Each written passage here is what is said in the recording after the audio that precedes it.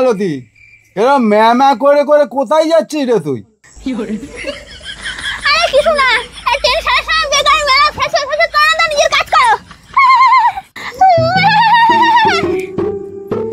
এদিকে আছে, যেখানে দেখবো দাঁড়িয়ে আছে, জ্বালিয়ে মারছে। স্যার কিছু করার নেই, আজকে তোকে যেতেই হবে আমার সঙ্গে, আর কিচ্ছু করার নেই আমার।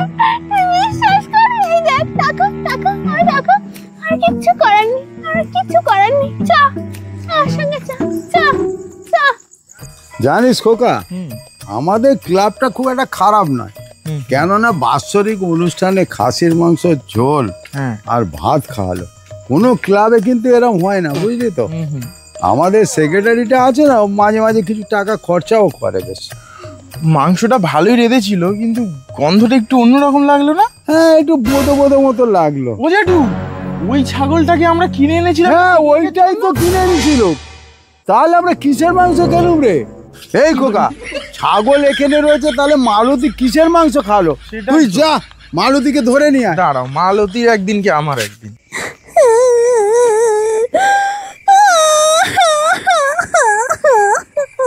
এই যে এখানে বসে কি করছো? ছাগলটা তো ওদিকে ঘুরছে। কিসের মাংস কুচিয়ে দিয়ে এসছো? কিসের মাংস খাওয়ালে সত্যি কথাটা বলো, নইলে এখনই ঘাড় ধরে পুলিশের কাছে নিয়ে যাবো তোমাকে। কি বললি খোকা? ছাগলটা ঘুরছে, ছাগলটা খুঁজে পেয়েছিস?